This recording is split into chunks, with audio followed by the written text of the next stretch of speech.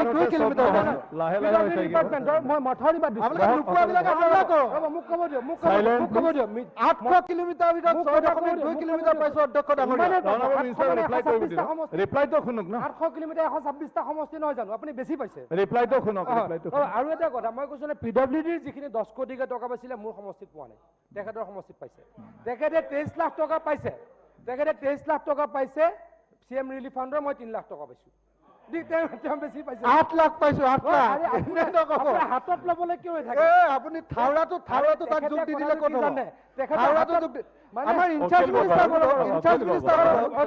তেখেতৰ হাতত মানে কৰিব লাগিব হাতত পৰা নাই কিন্তু ভাস্কৰ বৰুৱা হাতত পৰা অধ্যক্ষ মহোদয় ভাস্কৰ বৰুৱা এনেকে ক'লে পোৱা যায় নেকি আমি কোৱা নাই কাৰণে পোৱা নাই নেকি না সুধিছো এনেকে ক'লে পোৱা যায় নেকি নকলে পোৱা নাই যায় নেকি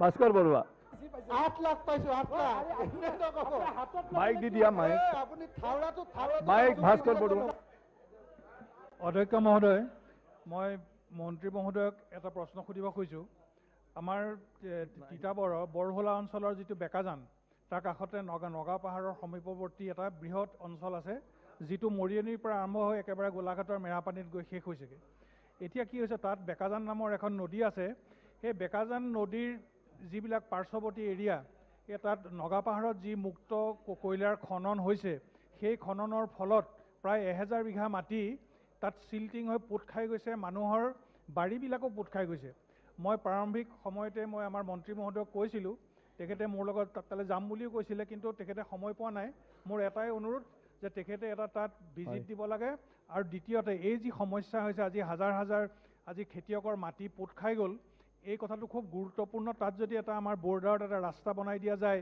বা কিবা এটা বান্ধ দিয়ে তেতিয়াহ'লে কৃষকৰ বহুতখিনি উপকাৰ হ'ব এইখিনি মোৰ প্ৰশ্ন ধন্যবাদ ভাস্কৰ বৰুৱা ডাঙৰীয়া সমষ্টিত 1 মাহ থাকি আহিলোঁ ফোন এটাও নকৰিলে তেতিয়াই মই চাই দিব পাৰিলোঁ হয় 1 মাহ আছোঁ মই তিতাবৰত তেওঁ ফোন এটাও নকৰিলে তেতিয়াই গৈ মই চাই আহিব পাৰিলোঁ হয় তেতিয়া ইলেকশ্যনৰ বতৰ কিন্তু এটা কথা ডাঙৰীয়া ভাস্কৰ বৰুৱা ডাঙৰীয়াৰ কথাখিনি গুৰুত্ব সহকাৰে চাম কিন্তু অখিল গগৈ ডাঙৰীয়াৰ কথা এটা ক'ব পাহৰিলোঁ মই আকৌ কৈ দিওঁ সুবিধা এটা লৈ আচলতে তেওঁ ADBৰ লোনৰ পইচা তেওঁৰ সমষ্টিত বিচাৰিব নালাগে কাৰণ এইখন বিধানসভাত তেওঁ ইমান উৎপাত কৰে লোনৰ এগেইনষ্টত এইটো লোনহে কিন্তু গণেশ লিম্বু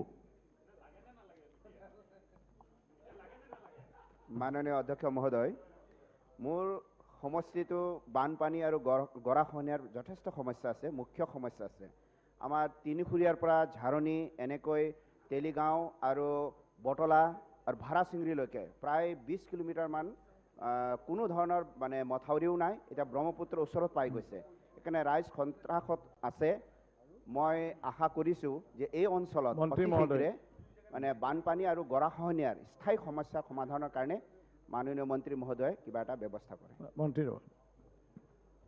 লিম্বু ডাঙৰীয়াৰ সমষ্টিৰ কামখিনি এবাৰ আমি আগবঢ়াইছোঁ আৰু কৰিব লগা আছে ডেফিনেটলি আৰু কৰিব লগা আছে প্ৰটেকশ্যনটো নকৰিলে কেতিয়াবা টুমুকীৰ মেডিকেল কলেজখন পাই যাবগৈ ব্ৰহ্মপুত্ৰ গতিকে সেই কামখিনি কৰিবলৈকে যত্ন কৰিম ধন্যবাদ শ্ৰী ৰূপেশ গোৱালা 25 নম্বৰ কুৱেশ্যন অধ্যক্ষ মহোদয় মাননীয় অধ্যক্ষ মহোদয় উত্তৰ সদনৰ মজিয়া ডুমডুমা বিধানসভা সমষ্টিত দুটা পশু চিকিৎসা কেন্দ্ৰৰ কথা কোৱা হৈছে ডুমডুমা আৰু কাকপথাৰ অধ্যক্ষ মহোদয় কাকপথাৰৰ যিখন পশু চিকিৎসা কেন্দ্ৰ মাইক সাউণ্ড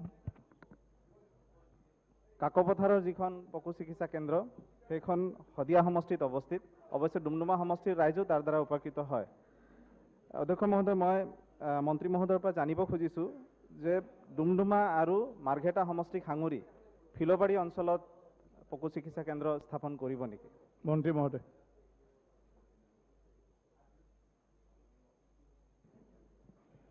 মাননীয় অধ্যক্ষ মহোদয় সন্মানীয় সদস্যগৰাকীৰ সমষ্টিত দুখন পশু চিকিৎসা কেন্দ্ৰ আছেই এখন ৰাজ্যিক পশু চিকিৎসালয় ডুমডুমা আৰু দ্বিতীয়খন হৈছে খণ্ড পশু চিকিৎসা কেন্দ্ৰ কাকপথাৰ তেখেতে কৈছে যে এখন তেখেতৰ সমষ্টিত নহয় শদিয়া সমষ্টিত আছে আমি ভৱিষ্যতে প্ৰয়োজনীয়তাৰ প্ৰতি লক্ষ্য ৰাখি আৰু ফাণ্ডৰ প্ৰতি লক্ষ্য ৰাখি আমি ব্যৱস্থা গ্ৰহণ কৰোঁ। ধন্যবাদ। সেকেন্ড আছে? সেকেন্ড সাপ্লিমেন্টাৰি। অকল ডুমডুমা সমষ্টিৰ ভিতৰত। অধ্যক্ষ মহোদয়, এই যি দুটা পশু চিকিৎসা কেন্দ্ৰৰ কথা কোৱা হৈছে, আমি জনামতে পশু চিকিৎসা কেন্দ্ৰসমূহত বিনামূলীয়াকৈ ঔষধ পাতিৰ যোগান ধৰা হয়, কিন্তু বাস্তৱ ক্ষেত্ৰত আমি দেখিবলৈ পাওঁ যে বিনামূলীয়া যিবিলাক ঔষধ পাতি দিয়া হয় সেইবিলাক পশুপালকসকলে কিন্তু কেতিয়াও নাপায়। তেওঁলোকে সদায় ক্লিনিকৰ পৰা কিনি পেলাইহে ঔষধ পাতি আদি ল'ব লগা হয়। গতিকে এই ক্ষেত্ৰত মন্ত্ৰী মহোদয় কিবা ব্যৱস্থা গ্ৰহণ কৰিব নেকি? মন্ত্ৰী মহোদয়। মাননীয় অধ্যক্ষ মহোদয়, আমি কিছুমান ঔষধ বিভাগৰ তৰফৰ পৰা আমি যোগান ধৰোঁ। সকলো ঔষধেই যোগান ধৰিব পৰা নাযায় আৰু আমি যিমান পাৰোঁ যোৱা সময়ছোৱাত আমি পৰ্যাপ্ত পৰিমাণৰ ঔষধ চিকিৎসাৰ কাৰণে আমি যোগান ধৰিবলৈ চেষ্টা কৰিছোঁ। ধন্যবাদ। এতিয়া কুৱেশ্যন নম্বৰ 26, শামছুল হুদা। অধ্যক্ষ মহোদয়, উত্তৰ সদনৰ মজিয়াত দিয়া আছে। মাননীয় অধ্যক্ষ মহোদয়, প্ৰথমে কথাটো হৈছে যে আমাৰ অলপ হাই কাজিয়া কৰাৰ অভ্যাসটো অলপ কম। গতিকে মন্ত্ৰী মহোদয়ক মই অনুৰোধ জনাইছোঁ যে আমাকো যাতে গুৰুত্ব দিয়া হয় আমাৰ কাম কাজৰ কাৰণে। আমাৰ বিলাসীপাৰা পূব সমষ্টিত তিনিটা নদীয়ে আমাক একেবাৰে গৰাখহনীয়াত একেবাৰে জৰুৰা কৰি পেলাইছে। এটা হৈছে ব্ৰহ্মপুত্ৰ, গৌৰাং আৰু চম্পাৱতী। একেবাৰে আমাৰ তাত ৰাঙামাটি জিপি, বহলপুৰ, আমাৰ ধীৰেশ্বৰ, তাৰাংগাপুৰ, পুঠিমাৰী গাঁও পঞ্চায়ত, এই তিনিটা চাৰিটা চম্পাৱতী নদীয়ে এনেকুৱা গৰাখহনীয়া কৰিছে যে আমাৰ তাত আৰু উপায় নাই। মানুহবিলাকৰ ঘৰ দুৱাৰ ভাঙি গোটেইখিনি মানুহ এতিয়া বন বিভাগৰ মাটিত বসবাস কৰি আছে আৰু এতিয়া ভাঙিয়ে আছে। আমাৰ গৌৰাং নদীয়ে লক্ষীগঞ্জ, ফুটকিবাৰী, হাকামা, হাতীপুতা গাঁও পঞ্চায়ত, এইবিলাক গাঁও পঞ্চায়তত একেবাৰে ভাঙি মানে নেস্তা খুব বেয়াকৈ ভাঙি আছে গৰাখহনীয়াত। প্ৰশ্নটো কৰক। ব্ৰহ্মপুত্ৰ নদী আমাৰ মাছনাল গাঁও, বাহিৰ চুৱাপাতা, এনেকুৱা ভালেকেইটা গাঁও পঞ্চায়ত ভাঙি একেবাৰে শেষে কৰি দিলে। বাহিৰ চুৱাপাতা গাঁও পঞ্চায়তৰ অৱস্থাই নাই। গতিকে মই মন্ত্ৰী মহোদয়ক প্ৰশ্ন কৰিছিলোঁ, তেওঁ উত্তৰখিনি দিছে। উত্তৰটো ঠিকে দিছে যে 2020 চনত এটা স্কিম আমাৰ তাত দিয়া হৈছিল, সেইটো ইতিমধ্যে সমাপ্ত কৰিছে। তাৰপিছত আৰু স্কিম দিয়া হোৱা নাই। মন্ত্ৰী মহোদয়ক মই বাৰম্বাৰ তেওঁৰ লগত দেখা কৰিছোঁ, অনুৰোধ কৰিছোঁ, কেতিয়া এতিয়ালৈকে তেওঁ স্কিম দিয়া নাই। তেওঁ সন্মুখত আমাৰ বিলাসীপাৰা পূব সমষ্টিৰ কাৰণে কিমানখিনি কাম কৰিব পাৰে বুলি মই অনুৰোধ জনাইছোঁ, যাতে আমাৰ তাত স্কিমখিনি দিয়া হয়। আগন্তুক বিত্তীয় বৰ্ষত আপোনাৰ সমষ্টিৰ যিখিনি খুব ইম্পৰ্টেণ্ট কাম আছে সেইখিনি কৰিবলৈকে যত্ন কৰিম। আৰু এটা আছে।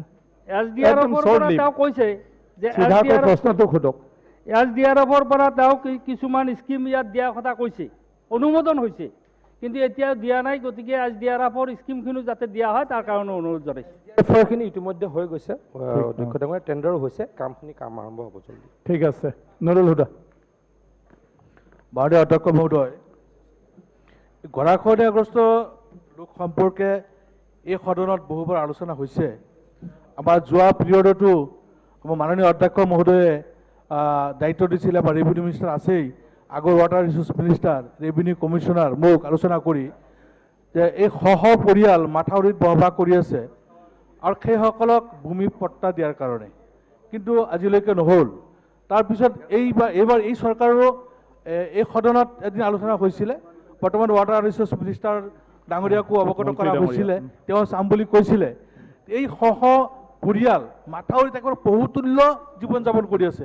গতিকে তেওঁলোকক অতি সোনকালে চৰকাৰে ভূমি দিয়াৰ ব্যৱস্থাটো কৰিব লাগে।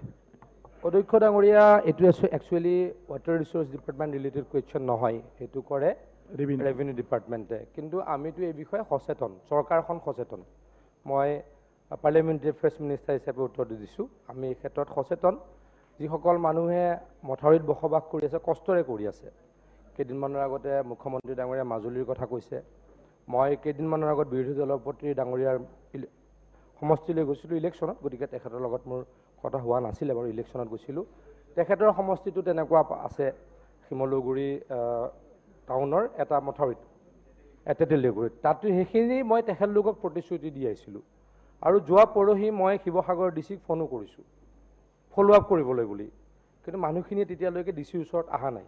গতিকে আমি যদি অধ্যক্ষ মহোদয়, বিভাগক নোট দিয়া আছে মোৰ সমষ্টি কোনকেইটা ভেনেৰেবল এৰিয়া, মন্ত্ৰী মহোদয় সেইটোতো হ'ব। মই বিৰোধী দলৰ দ্ৰৌপদী ডাঙৰীয়া, কাৰণ কথাটো মই সমষ্টিকেন্দ্ৰিকহে ক'লোঁ, সেইটো মই মাটিৰ কথা কৈ আছোঁ। মাটিৰটো একচুৱেলি ৱাটাৰ ৰিচোৰ্চে নাচায়, সেইটো চাই ৰাজহ বিভাগে। গতিকে কিন্তু আমি এজ এ হোল গভৰ্ণমেণ্টখনে যাৰ মাটি নাই তেওঁলোকক মাটি দিবলৈকে প্ৰয়াস কৰি আছোঁ, চেষ্টা কৰি আছোঁ। ঠিক আছে। ৰমেন্দ্ৰ নাৰায়ণ কলিতা, একদম চিধা কুৱেশ্যন। একদম চিধা ছাৰ। মাননীয় অধ্যক্ষ মহোদয়, মোৰ সমষ্টিৰ খানামুখৰ বামুণৰ জান যিটো নদী আছে, তাত যিটো গাৰ্ডৱাল দিয়া হৈছে আধৰুৱা অৱস্থাত আছে, আজি ৩-৪ বছৰ হ'ল। আৰু সেইখিনি যদি সম্পূৰ্ণ কৰা নহয় তেনেহ'লে সেই অঞ্চলটো গৰাখহনীয়াত মানে যাব। গতিকে এই সংক্ৰান্তত মই আপোনাৰ জৰিয়তে মাননীয় মন্ত্ৰীক অনুৰোধ জনাইছোঁ এই কামটো কৰাৰ ব্যৱস্থা। মন্ত্ৰী মহোদয়, আচলতে সন্মানীয় সদস্যগৰাকীয়ে মোক কৈ গৈছিলে তাতে চাব যাবলৈ, মোৰে ভুল, সময় উলিয়াব পৰা নাই। আজি মই সদস্য ডাঙৰীয়াৰ লগত এই সমস্যাটো সমাধান কৰিবলৈ। ঠিক আছে। প্ৰতিভাগী কুৱেশ্যন নম্বৰ 20।